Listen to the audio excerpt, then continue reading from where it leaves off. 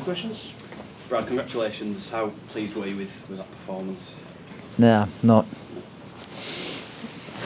No. I was really happy with the first 60 minutes, but we need to be an 80-minute team. Need to respect ourselves and the opposition more, and we didn't do that the last 20 minutes. We have to be comfortable with the changes that we had to make. Our 7, 6 and 13 who touched the ball the most weren't there, and we've done all right to get the 38 points. I don't know why we got bored of that, but the positive for us is I don't think we got any injuries out of the game, and we can learn that lesson of the last 20 minutes without it costing us 2 points. Does that last 10-20 minutes overshadow the prior 60 in your mind in that case then? Yeah, well, as soon as I walked into the sheds, it wasn't the sheds of a team that just won a game of footy, which that pleases me too. And we address that straight away, and we'll watch it, when we get back during the week. But then, we have to, at the end of the day, it's tough to win games, so we have to enjoy the win. And, so we sung the song and had a beer, but it's just a good lesson for us. Did you just take your foot off the gas, really? Was that what you put it down to?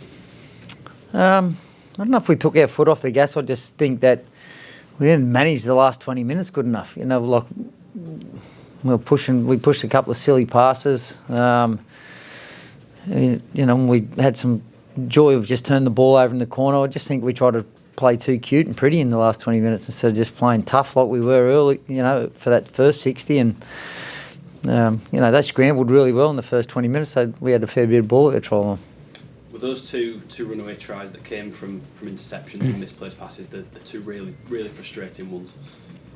All 4 of them were the tries. We sort of gifted them to them. But, as long as we learn from it, and it's a long season, we're only into round 3 and we're miles away from where I want us to get to and where the team wants to get to.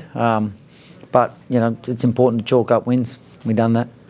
As you mentioned, you had a makeshift halves pairing today. How did you think they went overall? Good for 60 minutes, but the last 20 minutes, and sometimes it's out of their control, but, we had some couple of sets down there at the end of the game at the try line, and we didn't turn the ball over in the corners or following simple instructions, and gifted them some length of field tries. So, but it's all a learning for us as a team, and what works for us, and what we want to look like for 80 minutes. We did it for 60. How late was the call made on Matt Frawley? I know you said you'd give him till captain's run. I didn't even do captain's run. I made the decision the day before, but we'd trained all week with Gano and Cini in the halves, and look, they done a pretty good job. For like I said, for the first 60 minutes, and then some things might have been out of their control in the last 20 a little bit, but Morgan Gunn, that was his first 80 minutes back for a while, and he's a pretty good one again. Again, those first sort of 60 minutes, how pleased were you with the sort of way that you, I guess, adapted your attack? I know you said through the week you probably have to go a bit bigger through the middle, especially with Cam Smith. No, so, like I said, I was really pleased. It would have been nice to be sitting here and we did that for 80 minutes, but sometimes we can see this as a positive, and that's what we talked about. Let's see it as a positive, that we learn a lesson, what works for us and what doesn't, and the respect that we need to show ourselves and the opposition. And, like I said, didn't cost us 2 points. Are you expecting Matt Frawley to be available next week? I think that both Frawls and Crofty will be right. So, I'll just have to go back and watch through the game and see what I want to do there. Thanks, Brad. Thank you. You said no injuries, Brad. Obviously, Bentley limped off.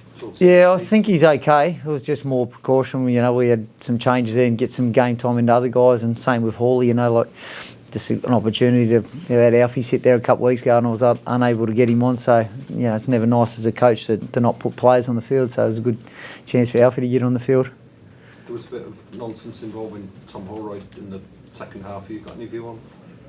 He's just trying to fight hard to play the ball quick. He's a big, strong man, and he's earned the right a lot of times to play the ball quick, and there's a lot of spoiling tactics around him. So he's trying to play the ball quick and get himself released to play it. Anyhow, I thought it was handled pretty good by the ref. No penalty, just let it go. I thought he'd done a pretty good job with it. How do you assess Jake Cronner's performance today? Does a lot of good things, doesn't he? does a lot of good things. He's just, there's still a work in progress for me around, being able to do that and play tough, grinding style of footy for 80 minutes. And, he's got a lot of class about him, but I think he tried to get a bit cute the last 15 minutes. Is that a lesson for him as well, personally? No, it's for all of us, and Jake as well. And he's done a lot of good things for us, throughout all the games that we've played. He's coming up with some nice touches. Could that end in be a good thing to keep grounded in the? Yeah, no, it is. Yeah, because and it's good for them individually to learn something out of it, as long as we do learn from it. Because I said, it could have been costly, 2 points, but the game was always in the bag. But it's still, Wigan won't do that, will they? So.